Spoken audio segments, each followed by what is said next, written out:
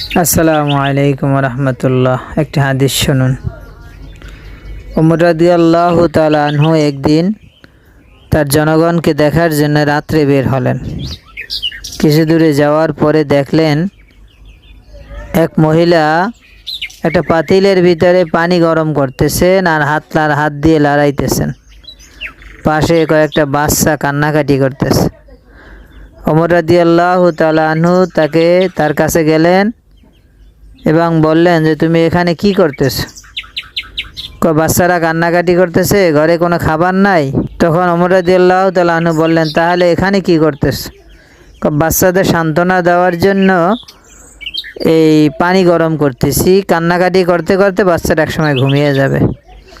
এই বাচ্চারা 3 দিন পর্যন্ত কোনো খাবার খায় না। এবং ওই মহিলা আরও একটা কথা বলল যে ওমর রাদিয়াল্লাহু তাআলা আনহু এখন আমাদের দায়িত্ব নিয়েছেন, সে এখন খলিফা, সে আমাদের ব্যাপারে কোনো খোঁজখবর নেন না। হাসরের ময়দানে আমি ওমরের ব্যাপারে আমি আল্লাহর কাছে বিচার দিব। ওমর রাদিয়াল্লাহু তাআলা আনহু সাথে সাথে উঠে দাঁড়াইলেন এবং বললেন যে তুমি একটু অপেক্ষা করো, আমি আসতেছি।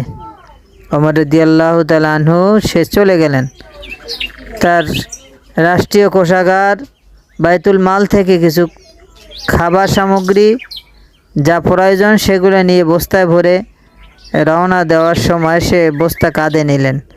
তার যে সঙ্গী ছিল, সঙ্গী বলল যে খলিফা, আপনি তো বাদশাহ, আপনি নিয়েন না, এটা আমার কাঁধে দেন। ওমর রাদিয়াল্লাহু তাআলা আনহু জবাব দিলেন যে হাসরের ময়দানে ওমরের পাপের বোঝা কি তুমি বহন করবে? ওমরের দায়িত্ব ওমরকেই নিতে দাও।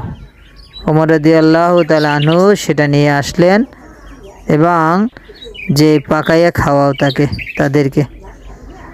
আর ওমর রাদিয়াল্লাহু তাআলা আনহু মহিলাকে বললেন যে ওমরের ব্যাপারে তোমরা বিচার দিও না আল্লাহর কাছে। ওমর বোঝে নাই, যে দায়িত্ব নিয়েছে তোমাদের খোঁজখবর নিতে পারে নাই।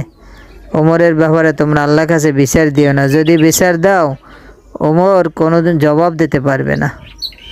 প্রিয় দর্শক, এর নাম হলো নেতা। আমাদের দেশের নেতারা নিজেদের সম্পদ অর্জন করার জন্য বিদেশে বড় বড় বাড়ি গাড়ি করার জন্য ব্যতিব্যস্ত থাকে। আর ওমর সে রাত্রে প্রজাদের দেখার জন্য রাত্রে বের হতেন। এলাকার মানুষ কিভাবে চলতেছেন সে দায়িত্ব সে নিয়েছেন, সঠিকভাবে দায়িত্ব পালন করেছেন। আর আমাদের জমানার নেতারা তাদের নিজেদের জন্য কি না করে, আখিরাতের কথা চিন্তাও করে না। তাই এমন নেতা আমাদের